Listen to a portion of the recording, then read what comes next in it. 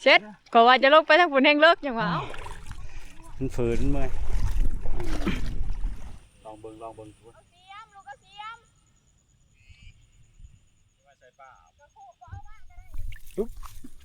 นี่ปลาดุกนะล่างนี่กับปลาดุกนี่ทุกคนนี่บกจ่าเปิดแล้ว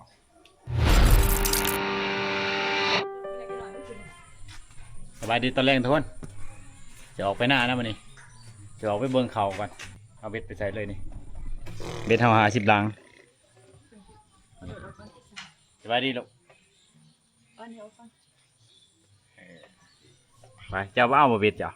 จะใส่น้ำข่อยวะไปใช่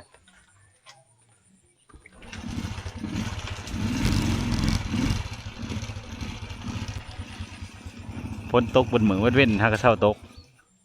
เอาโอ้น้ำไว้เราไม่ใช่เบิดเมินตื่นมันเป็นคุ้มเนี่ยบ่เนี่ย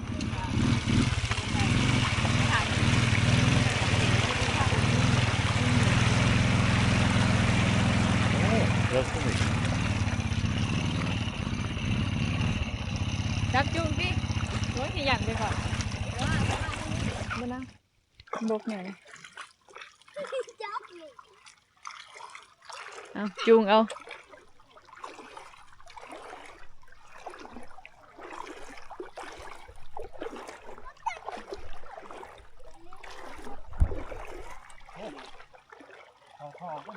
เขาหะแล้วถอดไปแล้วเนี่ยปิดไว้เช็ดก็ว่าจะลงไปทางฝุ่นแห้งเลิกอย่างว่า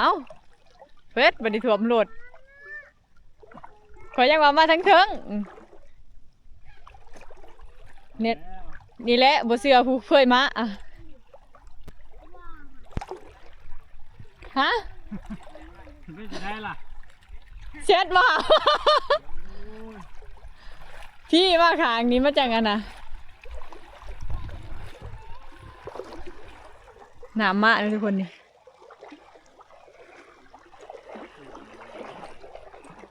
เช็ดบันนี้รถชิติดได้เวลาน้ำเขาถ่อ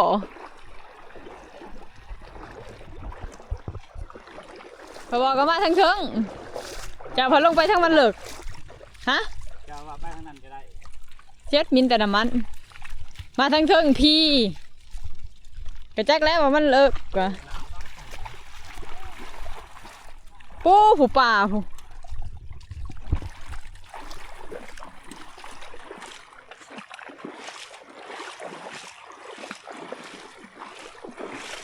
เมินชิติดได้บ่บัดนี้ผู้ขั้นหนักกระนอกและขั้นหนึ่ง ติดบ่ได้แล้วน้ำเขาหัวเทียนบ่จักมันก็สิคือกันแล้วนี่ก็ได้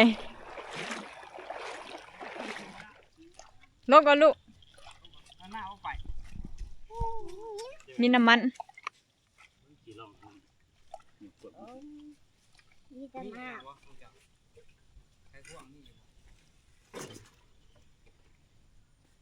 มีคือบ้าน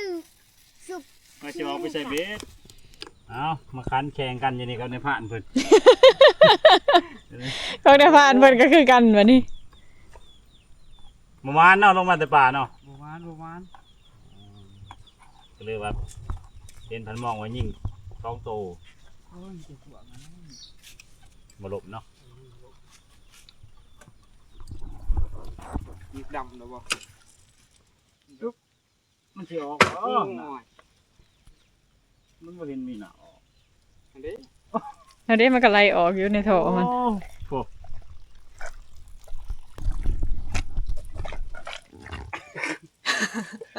บ่ยังเด้อขนออกปานนี้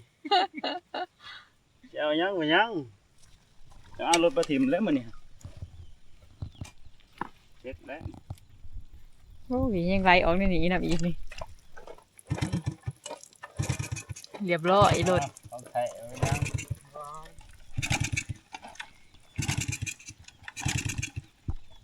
โอ้ยสภาพรถแต่ละคันเนาะ ยังวะ นี่น้ำมันไหลออกนี่ นี่ใช่ ในท่อ โอ้ยังทันเบิด อืมเขินนะป่วยน้ำออกแต่อีหยังวันนี้ ดิวคาบูบ่อยู่ไทยคือ ดิทั้งน้ำทั้งน้ำมันมีทั้งสีแดงและสีขาว คักแล้ว อีเทาสีนอกแล้วบัดนี้ นอกแล้วบ่ได้ไปผู้อะไรสิได้เลิกแล้วนี่ พอมีอีเทาที่คืนผู้แล้วบัดนี้ ก็แล้วเท่านั้นแหละ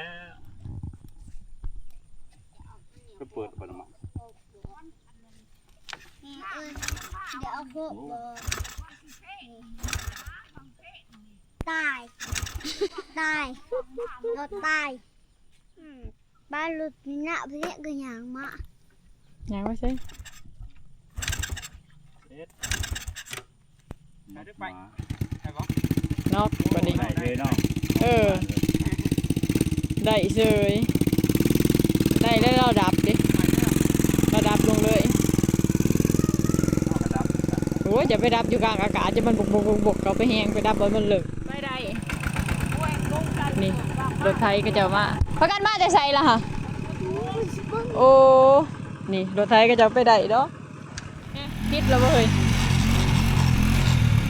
ติดเฉย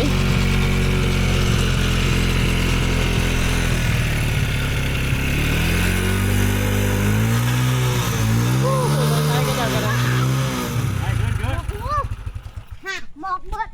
อ่อน โหลูกก็หูจักอีกว่าไงเบิดนะ เบิดจึงขึ้นไว้ โอ้ยสิได้ปลาจักโตเด้มื้อนี้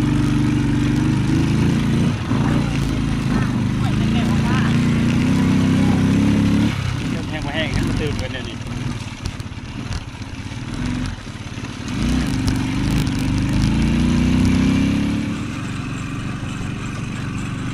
เส้นทางเขาเฮ็ดหาก็ได้2 ปีนี้นะแต่ว่าสิซ้ำให้หน้าแล้วล่ะแบ่เบิดแล้วเดี๋ยวได้ปีสิมาเนี่ยเขาสิได้มาเฮ็ดใหม่ทีนี้ก็สมควรเนาะ ลูกนี่นอน เลิกบ่เลย ลูก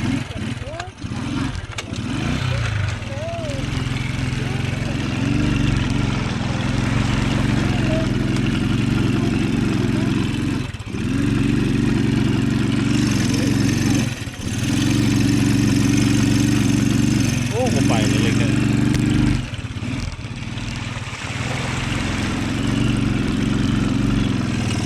บอกเลย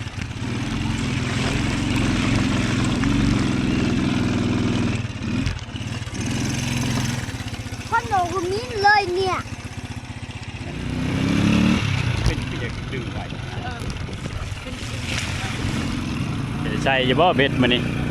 ใส่แทนน้องตัวเองอะไรเบิ่งว่าป่ามันแนวใดแนวใดนี่ป่าเฮ้ยนี่ปุ๊บกันเลยนี่โอ้ยใหญ่วะเนาะ ตัวใหญ่มันปลาเขาเองไม่ได้เคยปลา เขาจะหยาบ มันอยู่ไกลแท่นี่อยู่มันขึ้นเนาะ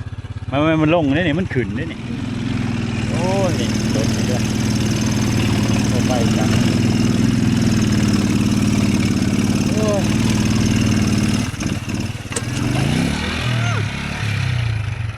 วันนี้ โอ้ใส่เหล็กเลยต้อ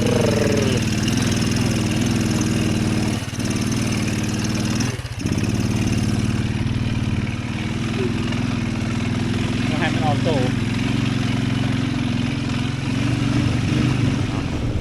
หมอนหน้าเขาแหละทุกคนเขาเขาเนี่ยก็เริ่มจากแดงแน่แล้วนี่เขาก็เลยอยากใส่ปุ๋ยนะใส่วันนี้แล้วเลยแล้วโอ้ยรถนี่ได้ดีนี่นะ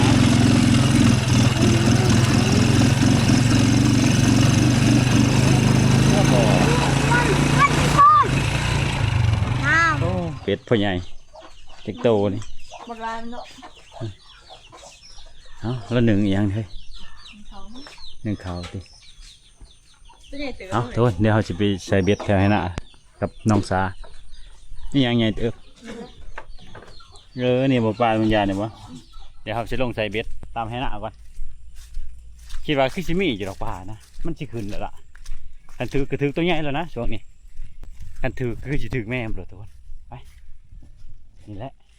เขาเข้ากับแดงแน่แล้วนี่อุ้ยเบิดเลยนี่แดงแน่เลยทุกคนมีแต่เฮาฉันมาปล่อยน้ำออกจะหน่อยแล้วว่าสิใส่ปุ๋ยนะหญ้านี่ไม่ต้องห่วงเพียบนี่เฮาสิใส่อยู่นี่นะนี่แถวนี้ถึกนะคิดว่านี่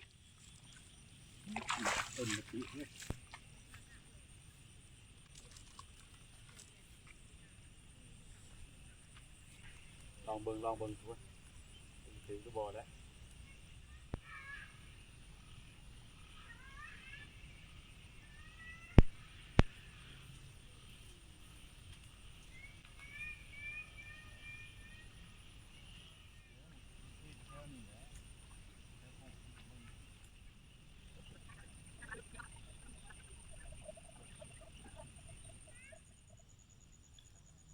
เอาเสียมลูกเอาเสียม เสียมน้อยก็ได้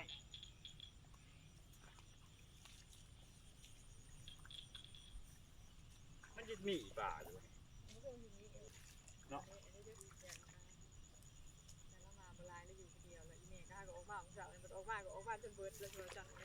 เออเขาก็ไม่สิกินกี่เด็กกระดอกหัดป่าเลย บ่อน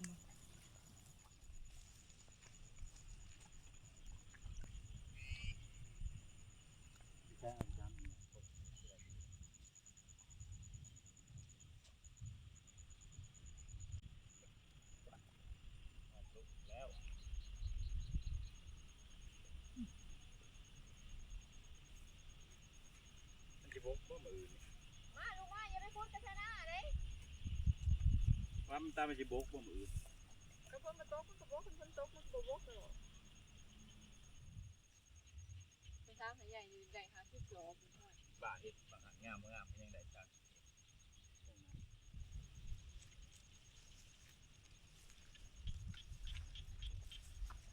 เดี๋ยวจะใส่ให้มันแล้วนะทุกคนนี่เบ็ดเฮามา50 ลังแต่บ่ฮู้ว่าสิใส่แล้วหรือบ่นะนี่มาปล่อยน้ำออกทุกคนเฮาว่าสิใส่ปุ๋ยรอบ2นั่นนี่ก็เลยมาปล่อยออกเนี่ยนี่เฮ็ดดึงหยุดเอาไว้แต่เด้ถึกแล้วบ่นี่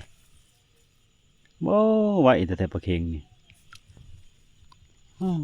เอาสิใส่ปลาดุกปลาคอ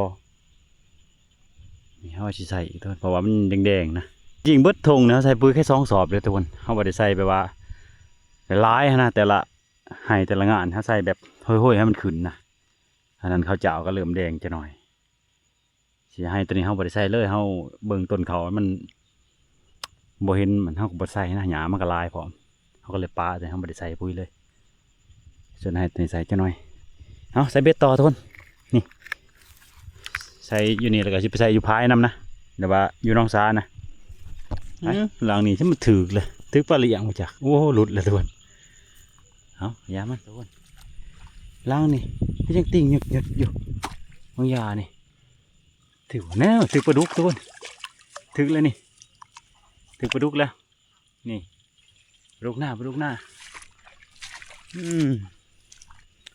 เอานี่ทุกคนโอ้แต่ตัวใหญ่ไปเลยนะนี่คือปลาดุกผู้โอ้ท้องกินอิ่มเลยไปเอาทุกคนใส่แล้วเลยฮะเป่งน้ำนะแต่ว่าเขาเห็นล้างนั่นคือจะถือเลยเบิ้งหยุดเลยนี่คือจะเรียบร้อยแล้วนะนี่เบิ้งส่งนี่เรียบร้อยแล้วนี่แมนแล้วทุกคนเรียบร้อยแล้วปลาอย่างนี้ปลาดุกส่งในนี้เนาะนี่ปลาดุกอะไรทุกคนนี่ปลาดุกหน้านะโอ้นี่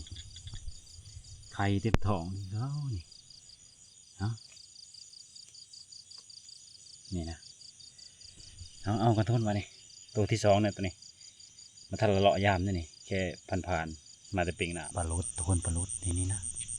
นี่ปลาลดเบิ่งจะเอาเสียมมาซับเอาก่อนนี่นะไม่ได้เอาสมองมาทุกคนสมองอยู่บ้านแล้วไปแล้ว มาทางนี้ไปแล้วนี่ปลาดุกตัวใดวางแรกนี่ปลาเถาเราปีนเอากินข้าวกันเดี๋ยวจะไปยามเฮ้ยเนี่ย มันปู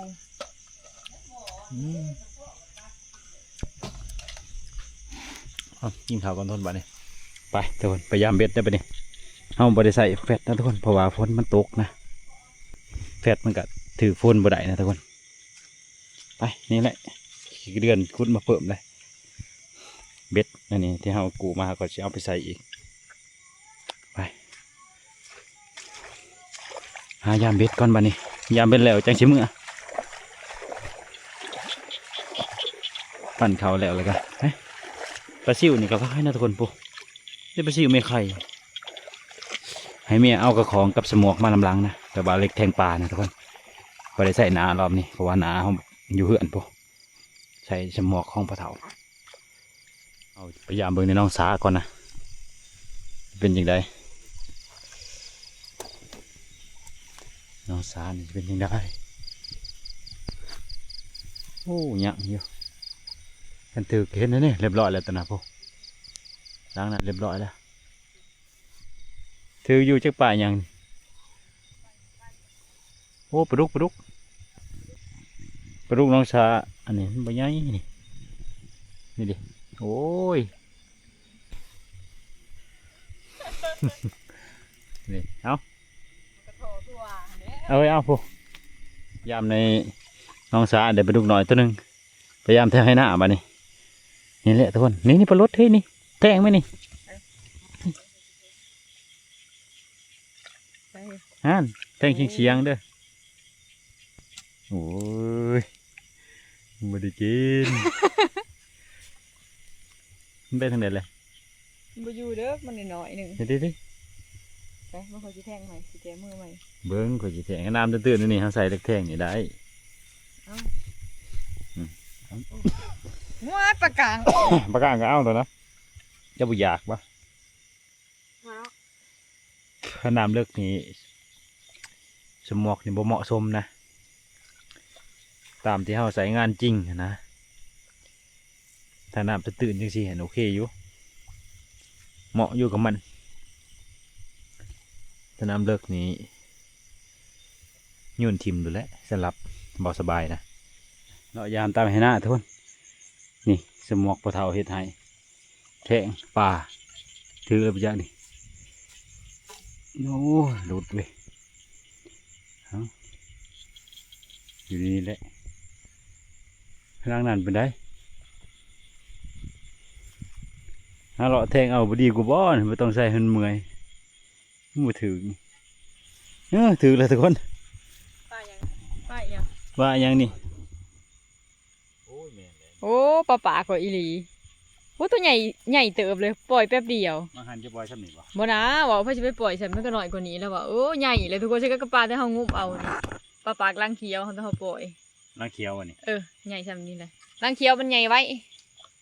ก็อันนั้น ปล่อยมันนะ ปล่อยโดนแล้วบ่เอาได้ปลาเขาเลี้ยง บุบมันนั่นบุบตาเดือดตามันอ่อน สิบ่ตายมาเลยเฮ้ยลองมึงคันว่าบ่ส่งก็เอาไปปิ้งไปได้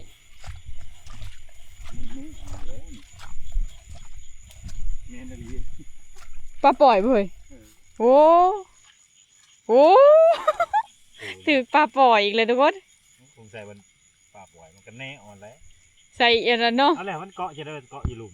ไม่ได้ถือปลา ไม่เกาะจังไดตัวนี้น้อยกว่าตัวเมื่อกี้นี่โอ้ยไปใส่เบ็ดเอาปลาปล่อยตัวเองเด้อเฮ้ตายสามตัวนี้ นี่เป็นยังครับ มายังโอ้ปลาปากเนาะ ถือเลยทุกคนนี่ปลุกโอ้นี่ เสือชีในแม่เราเสือเรียบร้อยลังนี่ ปลุก ปลาดุกกว่าตินี่แหละที่ต้องการ เป็นยังไงเน่เราจะมาถือแต่ปลาปล่อย ปลาดุกนะ จำนี่แหละไปถอดแซ่บ เป็นไงดูกัน ถอด ถึงเอียนปลาดุกมันจะกินอันนี้เขานะแต่ว่าน้ำเลิกขนาด นี่ ได้บ่เว้ย ได้แล้วปลาไหล ตัวใหญ่มาเลยเอ้าปลาดุกแทงปลาไหลอะไรโห ตัวนี้ฮะปลาดุก ตัวใหญ่เติบโอ้ถือเท่งเอียนถือ นี่ แล้วเอียนกับมาปลาดุกก็ถือเบ็ด มันจะมากินปลาดุกถูกจ้ะ นี่เอียนเท่ากับตัวใหญ่เติบนะสงสัยอยู่นี่เด็กปลาดุกก็ถือเอียนเนี่ยบ่อืม มันชัวร์คือกันในตะแกรงทุกคนเลยเขาทุกที่เขา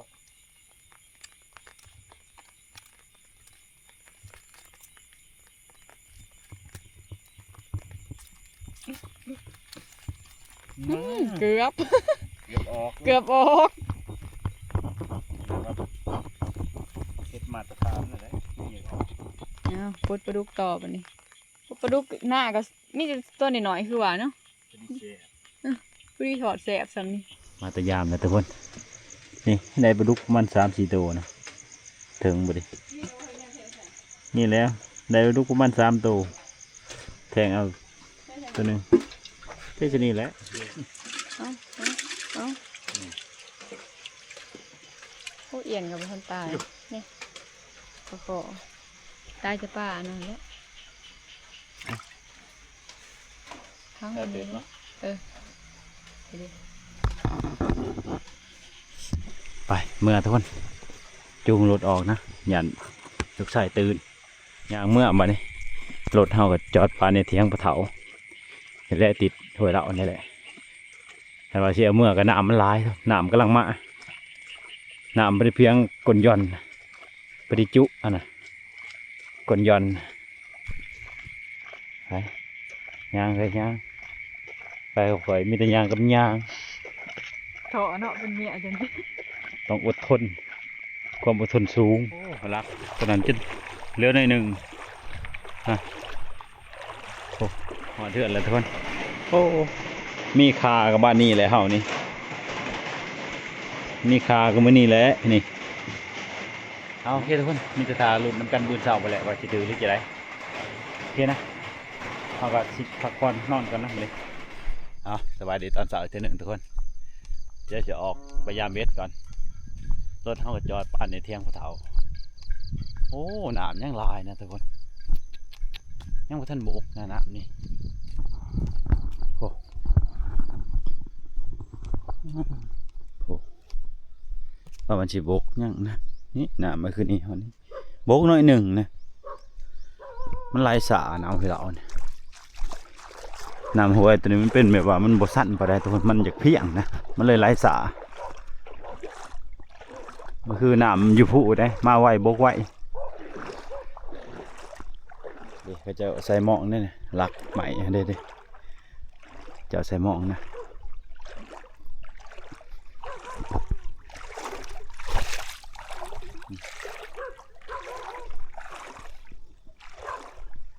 บรรยากาศคักทุกคน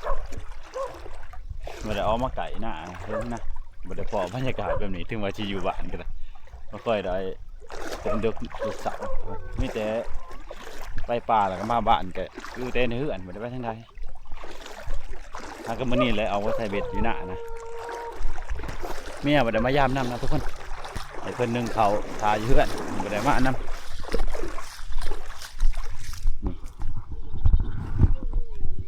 มันมีท่อใหญ่ตัว2 อันอยู่นี่นะแต่มันไหลไปจากท่านนี่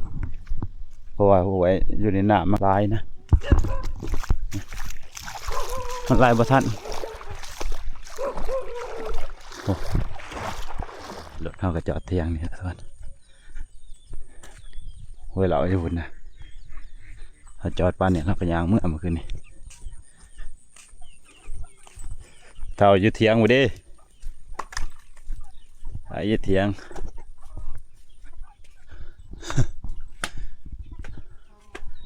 โอ้มีใครยึดเถียงอารถเด้อมาแล้วเนี่ยมาแล้วมีสกินบ่ได้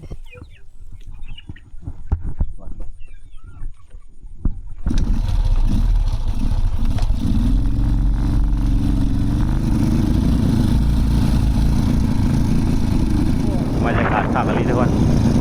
ฝนกับพอดีมาไปโปรย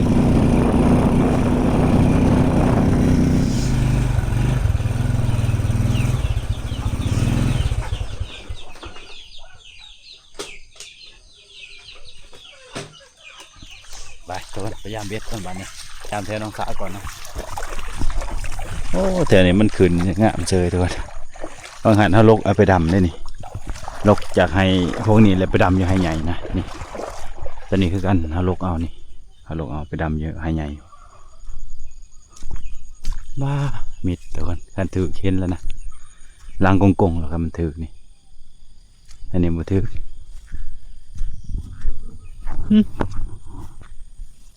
หมดถือตัวแต่อันนี้มันมีตัวเดียวถือนี่เอาปลาวันนี้ก่อนไปเบิ่งอยู่น้องสาก่อนเอาหยอดเนี่ยที่ว่าขักที่ทุกคนคันวาดเนี่ยตามเทวสบายเบิ่งทุกปีสังเกตเบิ่งที่เขาเจ้าเห็ดทุกคนตกมาย่ำเนี่ยแหละถ้าว่าปุ๋ยมันบ่เพียงพอหรือจะได้เนี่ยมันสีแดงมันแดงนะที่เขาหันเก้าถือมันทีมันห่างยอดในคันบามันบ่ตายคืออันนี้อันนั้นบ่เห็ดของบ่สบายในคักแล้วโอ้เม็ดทุกคนเรียกว่าถือนะจีเดือนก็ยังอยู่นี่ว่าถือตัวมา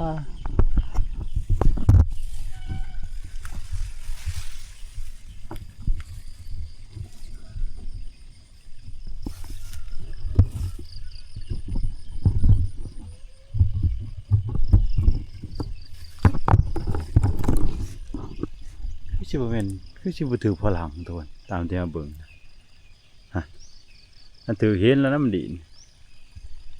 บ่มีนะมันจะทารุ่นอยู่ให้หน้าพระบาทแต่เบิ่งในให้หน้าตัวถือเลยจะได้โอ้น้ำมาปล่อยเนี่ยก็ยังพระท่านบกตัวยังลายอยู่นี่แหละแต่คนเขาเขาที่เขาจากใส่ปุ๋ยมันแดงๆนะนี่มันบ่ได้ออกเขียวๆปานใดนะมันเบิดพุยเลยว่าสันซะนี่ให้นี่กันนี่แหละเขาก็เลยปล่อยน้ำออกนี่ปล่อยน้ำออกแค่น้อยบ่ได้ปล่อยเบิดออกปล่อยชั้นหนึ่งนะทุกคนเพราะว่าเขาจะใส่น้ำเต็มนี่ปุ๋ยมันก็เข้ากับเพาะนะปุ๋ยทำบลายแค่เปิดปุ๋ยเพียงพอค้างน้ำเลยใส่เลยก็ได้คือกันก็เขาแกงหน่อไม้แล้วทุกคนใส่เป็นนวลหน่อยเดียวมันก็มาแสบบ่อิ่มนะสำหรับบ่สบายคิดได้คนอื่นพูดว่าเขาจะคิดแบบนี้หรือเปล่าได้ละลังนี่ถ้ามาเว้นถือเว้นอย่าง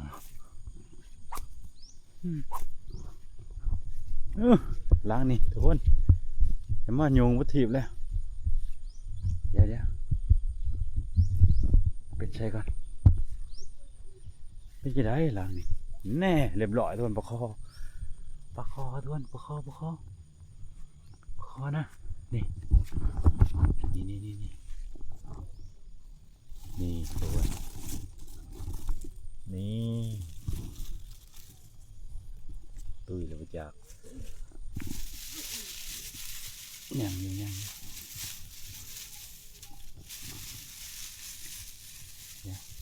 ยกขึ้นมาเดียวนะ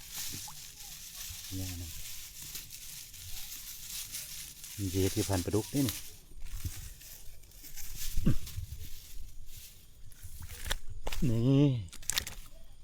นี่ทุกคนเรียบร้อยโอ้กินคักนะโอ้ว่าคักกับไม่ได้คักทุกคนเกาะหน่อยเดียวนี่เกาะอยู่ไหนพะนะ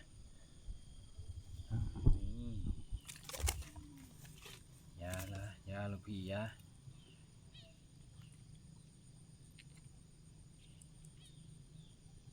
โอ้เกี่ยวมันคมนะเฉพาะว่านี่ลงไป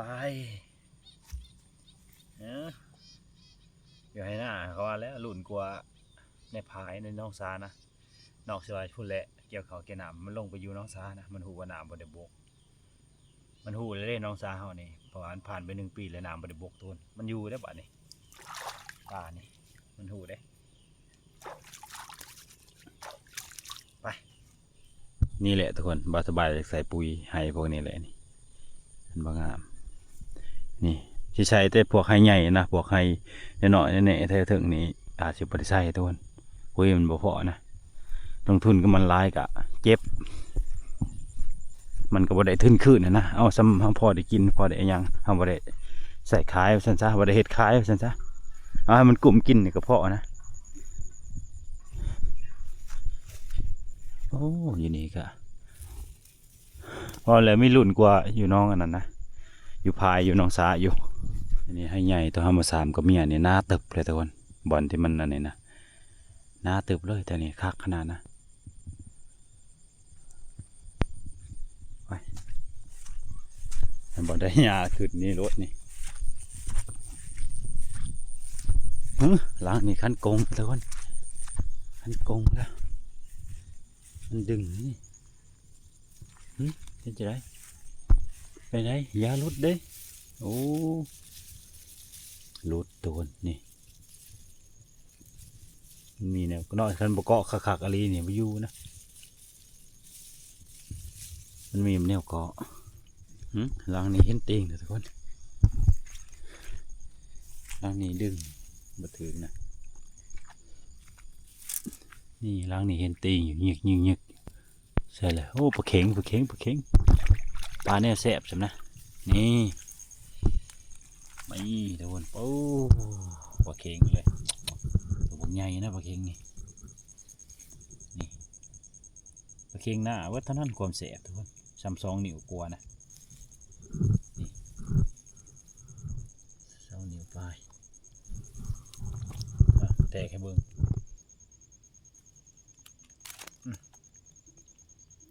2 แต้มเลยเด้ผลใหม่อีกเลยบกดอกน้ำมาสบายติงนี่เขาเบิ้งคักแล้วบกดอกบกกับบริไซมากลงมาแต่ผู้ไปเลยทุกคนที่จริงเขาว่าจะคืนผู้เมื่อนี้แหละทุกคนเขาว่าจะคืนเมื่อนี้นะแต่ว่าอ้ายผู้เราอยู่ปักซี่เราว่าอยู่อันนั้นเราจะคืนน้ำนะเราว่าระหว่างวันมื้ออื่นระหว่างมื้ออื่นนะทุกคนเขาก็เลยสิท้าเรานะมันกับบริลื่นกันมือหนึ่งก็เลยท้าเราซะจะแหละเขาว่าจะคืนก้อนให้เราคืนไปน้ำล้างกับผ่านลอยคิดไปขึ้นมากับคนกระลิ่นเลยย่างกันอันนั้นก็เลยท้าเราก่อนคืนพร้อมกันล้างนี่ทุกคนเป็นจะได้แล้วมันโยงวัตถุโอ้จะใส่รุดแล้วลักษณะนี่รุดแล้วทุกคนคำว่ารุดเห็นแล้วโอ้ยังอยู่ทุกคนยังอยู่ปลุกยังอยู่ปุ๊บนี่เอามาบนใหญ่ๆนี่ลูกพี่ใจเย็นบ้าปลาดุกนี่คือปลาดุกพันธุ์เขาปล่อยแต่ตัวแต่ว่ามันคืนมาให้หน้าเอานะนี่ปลาดุกพันธุ์เลยมันเป็นปลาดุกอันนั้นให้หน้าธรรมศาสตร์นะน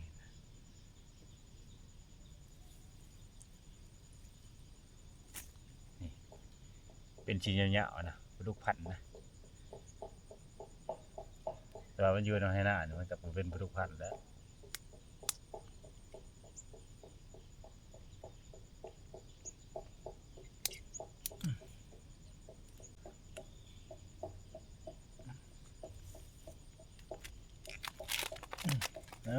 3 แต้มนะล่างนี่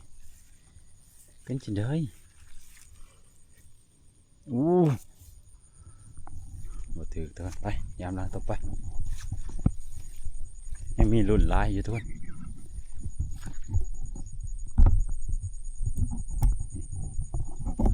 เบ็ดเท่ากับป้านี่ทุกคนเท่าบ่ได้อันนั้นนะสามารถจังเอานี่ก็ร้อนนะ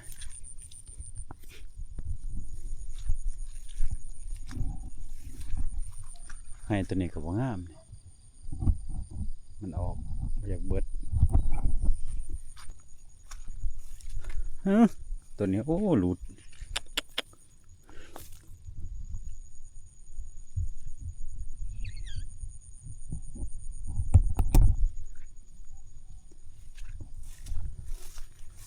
บ้าก็ปลาเหลียงแลนต่ำกว่าเขา เป็นไดโอ้บ่ถือล้างนี่ล้างอาหารติ่งเด็กๆแล้วทุกคนนี่มีรุ่นอยู่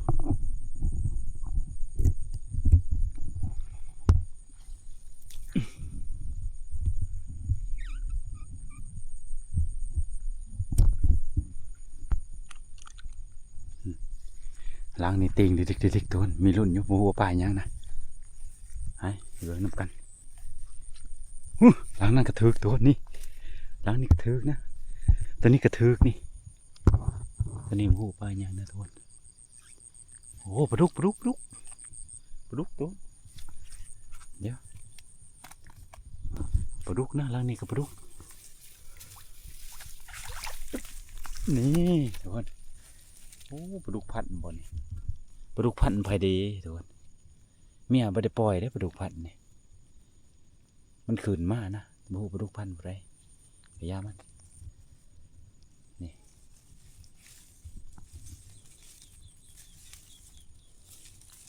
เก็บไว้ก่อนนี่ทุกคนอย่างอีกหลังนึงนะนี่ตัวนี้แม่นบ่ปลาดุกพันปลาดุกหน้าบ่ได้ตัวนี้นี่ปลาดุกพันคือกันทุกคนปลาดุกพันพอดีแนวนี้มันก็เซ็ตแล้วแหละขึ้นมาได้หลายโลดคันนี้เนี่ย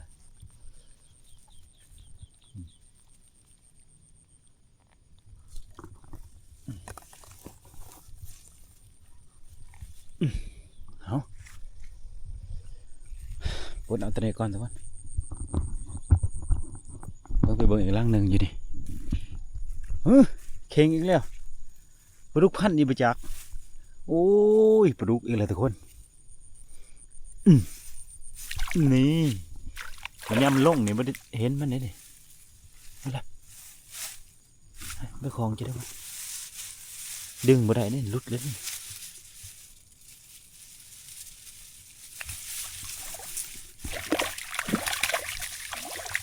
ดึงบ่ได้นะทุกดึงนี่หลุดเลย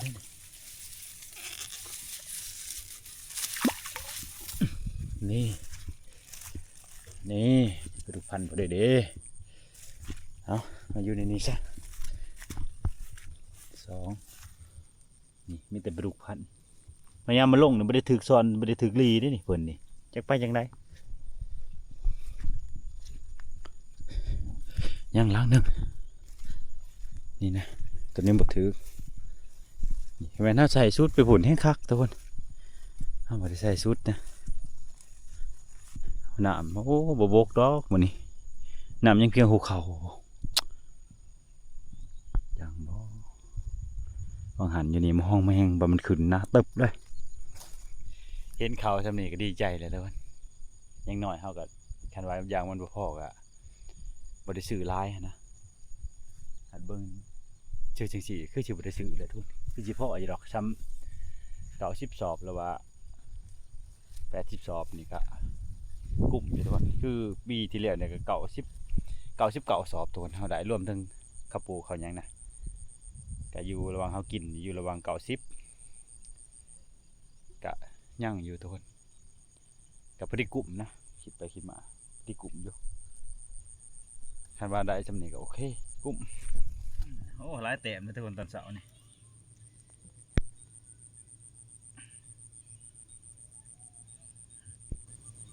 บางคนว่าปลาดุกพันนี่เอียงมันบ่มีพิษวะมันเคยเฮ็ดว่าสบายแล้วทุกคน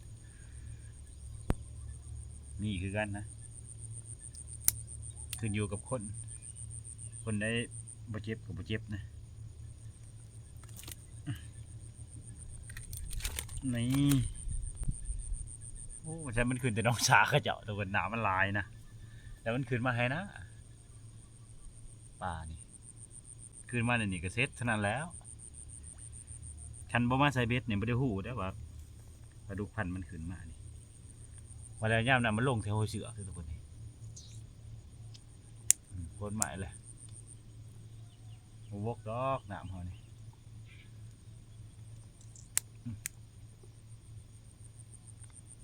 เกาะอยู่ได้เกาะอยู่หลุมไม่ได้เกาะป่าเด้นี่เกาะอยู่หลุมเกาะอยู่ข้างไม่กินเนี่ยได้ฉวกกิน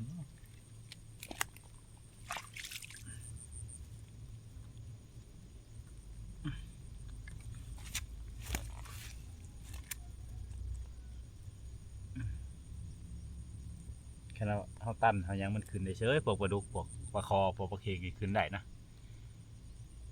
ข้อแต่ว่าพ่นตกมีน้ำจะหน่อยแม่นขึ้นได้แล้วนะเพิ่นนี่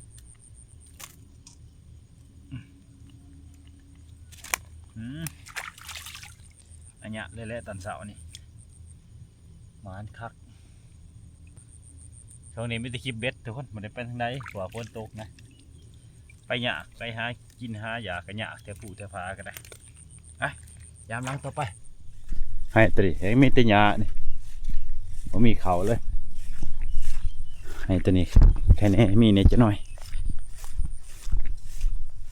เมื่อคืนนี่ถือปลาคอนะอยู่นี่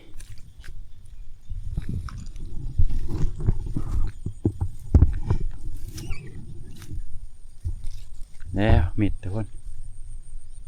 แค่แม่นว่าเขาใส่อยู่ให้หน้าลายๆนี่คักนะวันนี้เขาใส่อยู่น้องสาเขาหันลายแน่นะอยู่น้องสาจนทัวไปถีบจนประถือประตูนะในพายเขาในน้องสาเขานะประถือประตูในให้หน้านี่มีรุ่นนะถืออยู่นี่เบิดแล้ววันนี้ร่างจะถ่ายกับมิดนี่พวกนี้พวกเขาเจ้านี่ใบยางงามไปได้ทุนหญ้าท่วมนะแล้วก็ออกสีแดงๆเนี่ยทางนี้ไปขึ้นทุกคนไปใช้อยู่น้องโฮลี่เจ้าชิถือกูใจนะแต่ก็คือว่าอ่อนแหละคือบาสบายว่าแต่ทุกคนช่วงนี้ป่ามันขึ้นให้หน้านะมันจีขึ้นให้หน้าสุดท้ายมันบอกคอยอยู่ไปได้ในน้องโฮลี่นอกจากว่าฝนตกกับอิดแล้วก็ป่ามันขึ้นมันจีอยู่ในหันมันพักผ่อนอยู่ในหันหลังจากหันมันก็จะขึ้นต่อแล้วขึ้นตามให้หน้านะหาไข่หายังหาออกลูกว่าจังซะใช่ก็ถือคือกันทุกคนแต่ก็เปอร์เซ็นต์ที่อันนั้นก็สิน้อยนะแต่ก็มีอยู่แล้วป่าหันบืดดอก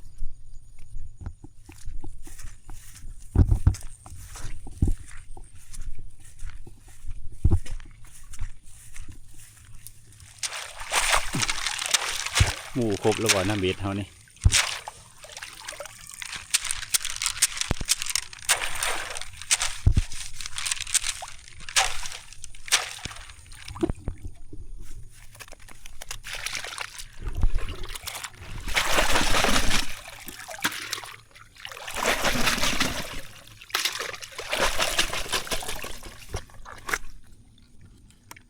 มาเบิ่งเอียนเต็มเมื่อคืนนี้น้ำนะนี่กระเถาเราค้างไว้ในนี้โอ้ได้1 2 3 4 5 โตเลยทุกคน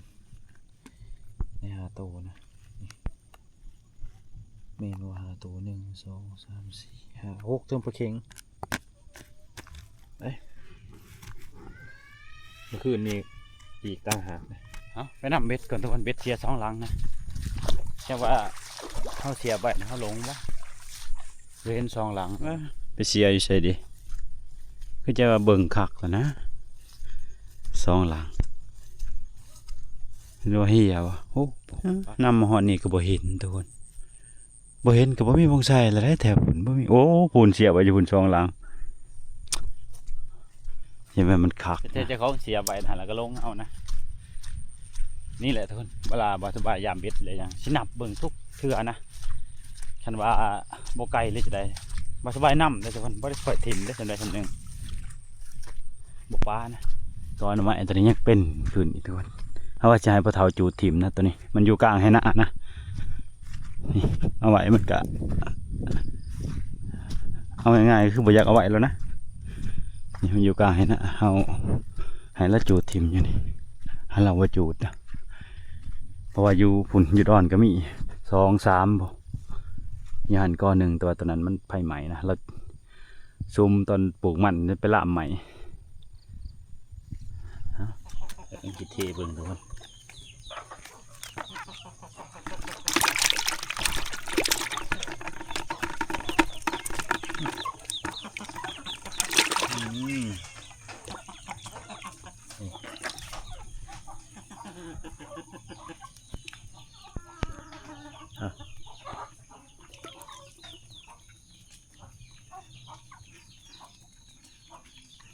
โอเค ขียด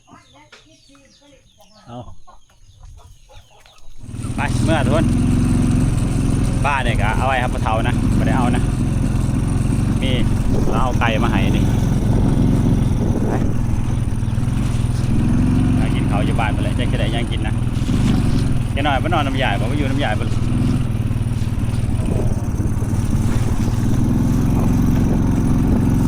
จะได้แค่หน่อยเขาจะเอารถขามได้บ้านนี่ฮะปิดคือเก่าเลยทุกคนสิปิดทอนะดับจูงไปเราจะปิดตัวนี้ไว้ทุกคนปิดอันนี้หูตัวนี้ไว้นะนี่ครับตัวนี้แหละนี่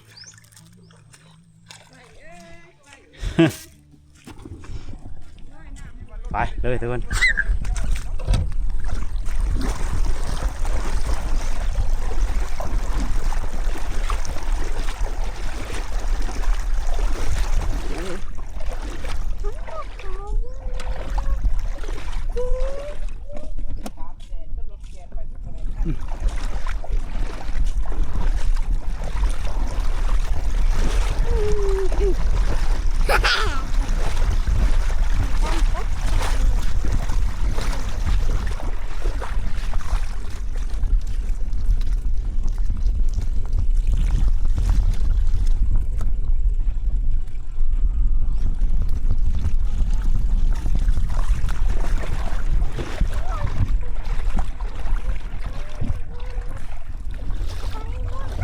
จุดดี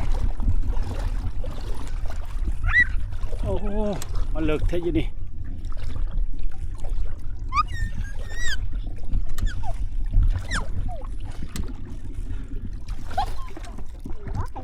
โอ้เมื่อยแล้วมันฝืนมันเมื่อย มันจะเข้าโทษรถ ไปต่อ อีจ้า เกือบจะรุดบ้านี่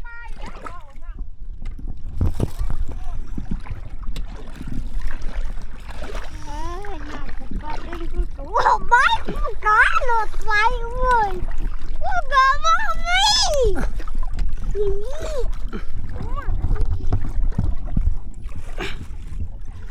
นั่นเราไปตกหล่องมันเนี่ย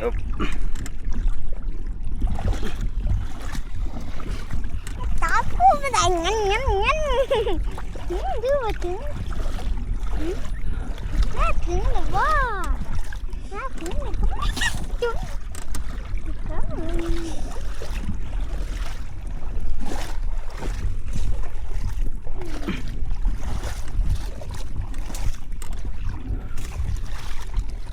ยิดบึ้งติดยิดบึ้งติดนะติดบึ้งติด ไปก่อน ก็เหมือนเดิม ทอเนี่ยเขาก็ปิดไว้เดี๋ยวทุกคนทอ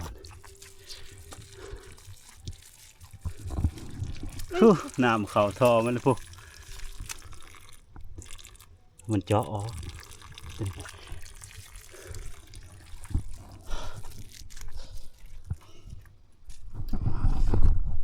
ไปขึ้นนู้นดีกันหน่อย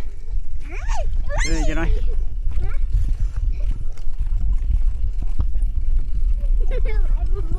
ไอ้ยุดไอ้นักกีฬาไอ้ยุด เอาตัดมึงไปกันหน่อยขึ้นเอาเลยมาได้เปิดตัวนี้โอ้น้ำ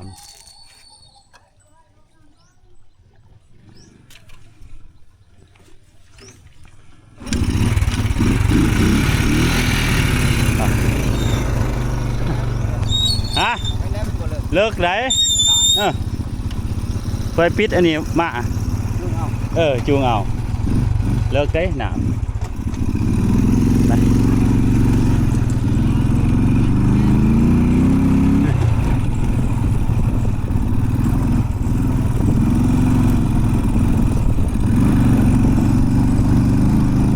มาเหือนนะทุกคนเอาได้ไก่ตัวหนึ่งแล้วเอากับปลาเถานะปลาเถาเอาปลาเอาได้ไก่มา มันเป็นแรกทุกคนบอกอย่างนี้เราเอาให้มาตกเฮ้ยเฮ็ดยังกินนี่เฮ้ยจะไปตะละลูกบ่นี่ โอ้โหเมียฉันแปรงฟันแล้ววะลูกใจหูจักแนวนี้แหมเป็นแล้วบ่เฮ้ยไก่หั่นเฮ้ยกำลังเฮ็ดทุกคนของครัวเฮาก็ง่ายๆทุกคนนี่มันบ่ทันมีงบที่เฮาสิไปเฮ็ดตัวนี้นะเฮาว่าสิก่อตัวนี้ทุกคนก็เลยยกไว้ซะก่อนนะเอาทีละขั้นตอนว่าซั่นซะ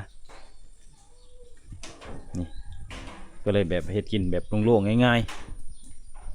เอาเตียงมาตั้งอยู่นี่นะนี่ส่วนใดตัวนี้ก็บ่มี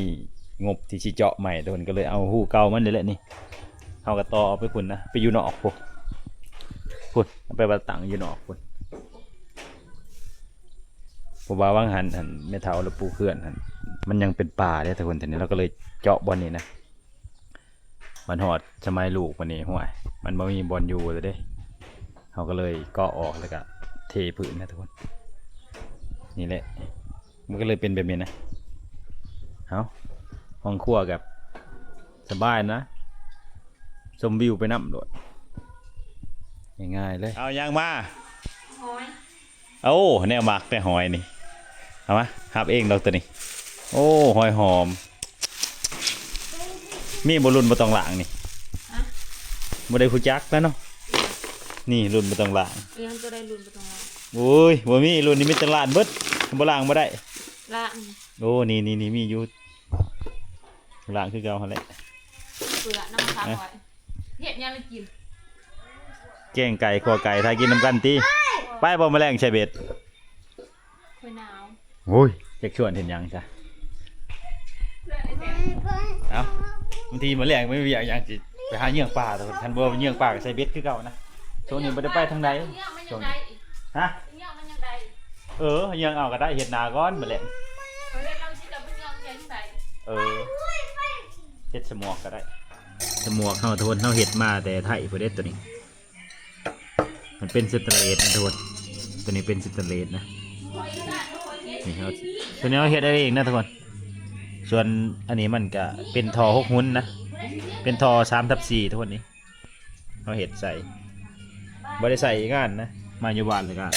น้ำมันเลิกแต่สบายบ่สบายสิใส่ตัวหนานะทุกคนก็เลยบ่ค่อยใส่ตัวนี้เอาไปซับไปแทงใหม่เบี่ยวเบิดนี่แมลงจะให้เมียถือตัวนี้นะแค่ว่าไปยิงปลาเนี่ยแกงไก่แล้วเลยนี่เอ้าหักจะได้ล่ะนี่ตัวนี้เป็นปีกนี่มากินหน่อยกินข้าวมาทวนมากินข้าวนำกันเมียกินหรือเปล่าจะย่อให้เราไปปลามาทวนมากินข้าวนำกันกินแกงไก่คักเนาะเอาปลาแหลกเอาไก่เห็นแต่ช้างแหลกกระบอกเนาะปลาแหลกไก่ตัวนี้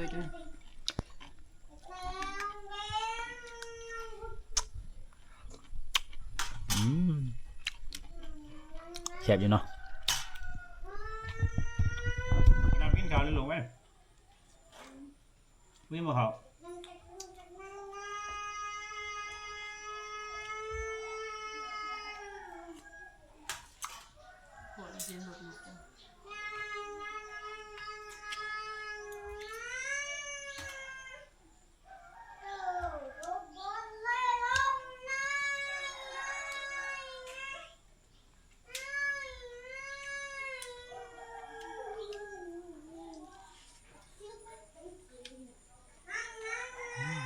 แม่เป็นยังบ้า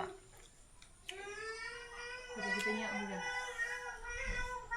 เก็บตัวไหนไปนั่นสิจะเอาอะไรเถอะน้ำบกจ่าหอยเหลา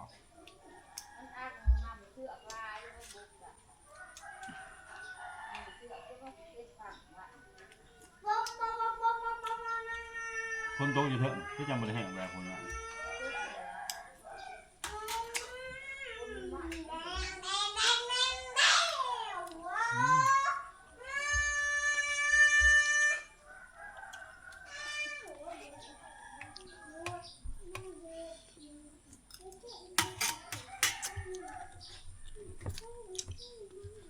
เขาเย็นตัวนี้เหนียวอุ่นเอาทุกคนกินข้าวแล้วก็คลิปนี้ก็บ่มีอย่างไรนะทุกคนที่จบไปเท่านี้นะนี่แต่เขาขอบใจหลายๆที่ติดตามรับชม เอาถ่ายติดตามกันคลิปต่อไปทุกคนแจ็คจะได้คืนแล้วบอกผู้มือนี่พ้นกับตกเลยลิ้นคู่มือคู่เว้นคุยกับบริษัทน้ำยังหลายโอ้เอาโอเคทุกคนถ่ายติดตามกันคลิปต่อไปนะ